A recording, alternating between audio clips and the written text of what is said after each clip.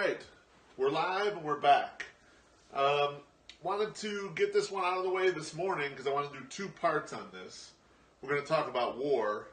Big shout out to Ronnie on Twitter who suggested this. If you have suggestions for these little things, just let me know. Either hit me up on my personal Twitter, the Beefloaf Twitter, or the 108 Twitter. Either way, we can get a bunch of these done.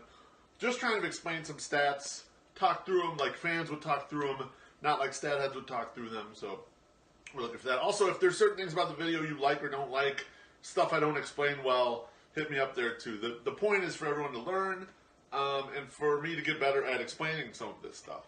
So today we're going to talk about war. We're going to do two parts because we're going to go through the concept of war today.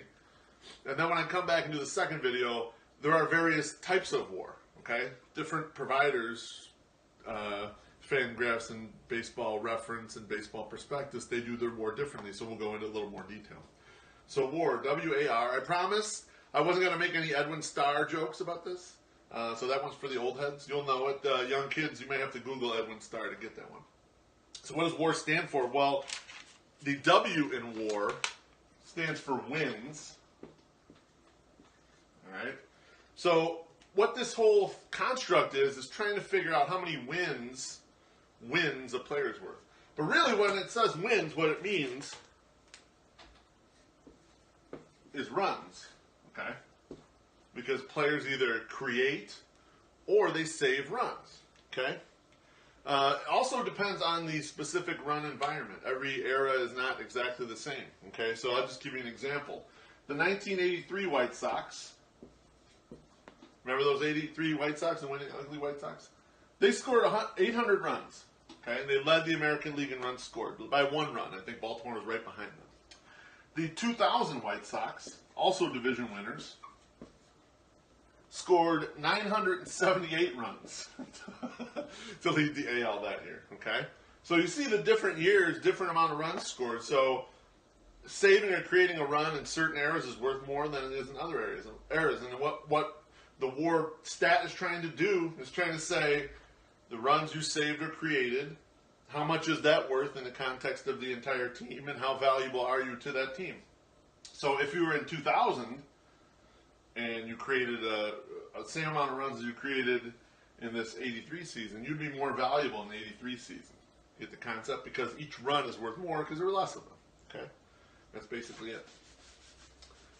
So that's pretty straightforward. They convert runs into wins. We won't go into how they convert those. That's a sort of different topic. We can head off into that topic some other day. Now the more important part here, because I think this part is pretty self-explanatory. Players create runs, or they save runs. Extreme examples. Player hits a home run. Obviously, they're creating runs right there. Extreme example on defense. Adam Engel jumps up and robs someone over the fence. That's pretty obvious that he's saving a run right there. That there are fractions of runs saved, like a walk is worth something, right? And striking out is negative for a hitter, and vice versa for pitchers. So you get it. Every action that happens out there is worth some partial piece of a run, and is attributed to certain players, good defensive play, etc. We don't need to go into that. It's way too technical. It just doesn't matter for this discussion. So wins equals runs. But now the more sketchy part of war is these two letters, and they stand for above replacement.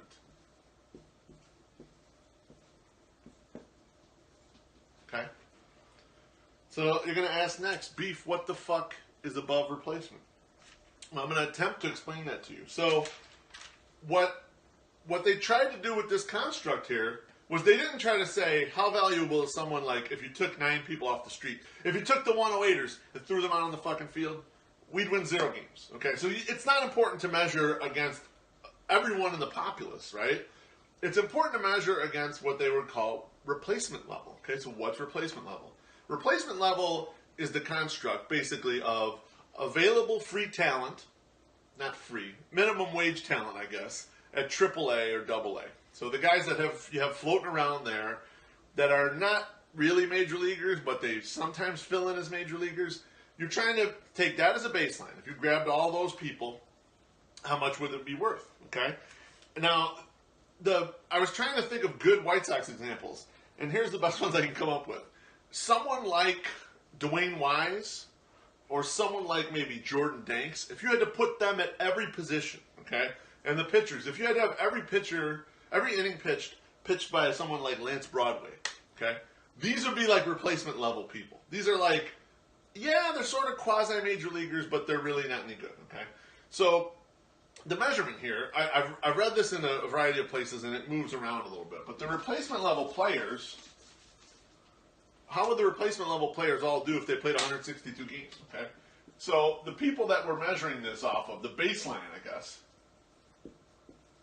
basement level players,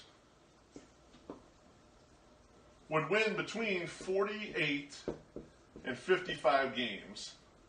That's how many wins they'd have out of 162, okay?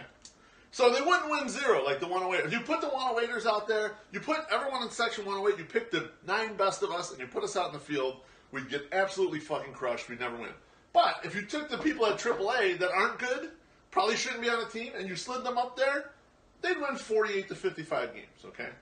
That's a pretty horrible team. The 2003 Tigers won 43 games. So their team was effectively below replacement level, okay? So this is sort of what we're shooting at. The Dwayne Wises and Lance Broadways of the world are out there playing. So oftentimes what they'll say is, okay, you're better than you're X amount better than the freely available talent. You often hear, if you're sort of into WAR, you often hear that someone who is worth 2 WAR is like average, like league average, okay? That's an average player in major leagues, okay? So they're 2 wins better than these people that you can just sort of scoop up off of AAA. Well, how does that work? Well, quick math. Let's just do it quickly. Let's say 9 position players times 2 WAR. That's 18. Let's say 5 starting pitchers, 2 WAR. That's 10. And then let's go with 3 for the bullpen because of the amount of innings they pitch. WAR. That's 6, right? So if you get, that looks like 34 wins. You add the 34 to 48 from above, and you get 82, right? That's about average. That's about 81 wins, okay? So you sort of see the construct here. None of this stuff is linear, so if you went and looked up the White Sox this year, they're going to have somewhere between, they've won 62 games. They'll have somewhere between a total of, 14 and 7 WAR, just solving for the equation there, okay? So that's your baseline for measuring. So when someone says Mike Trout is worth 10 wins, well, he's worth 10 wins above the garbage player that's in AAA that could be brought up to replace him at any point in time, okay? So that's sort of what we're shooting for with the context. Or the same thing with the pitchers. If the AAA pitcher that you can garbagely bring up and just, he'll be terrible, but he is a major leaguer, and it's sort of the baseline for performance, okay? So that's the basic concept. What you're trying to do is measure how many wins a player is worth above whatever garbage you can get at AAA. We'll come back next time. We'll get a little deeper into this. We'll start talking about how the calculations work, what things are taken into account. I mean, basically, at a high level, obviously the hitter and the position player side, they can affect the game from their bat, all the things they do with their bat. They can affect the game with base running, and they can affect the game with the glove. On the pitching side, they can affect the game, obviously pitching and also with their glove. So it's all the basic tenets that we all know about and love about baseball. They're trying to squish it all into one number here and say this is how much better you are than people who you can pay league minimum out of AAA. That's it for now. I'm going to continue enjoying coffee. Yes, I'm not drinking right now. I do have to eventually go to work. I love my morning coffee. It's kind of funny. The 108ers aren't a big coffee crew other than Treasy and I. We drink quite a bit of it. So anyway, that's it. That's all I got for you right now. We'll talk later. We'll go more in depth on WAR.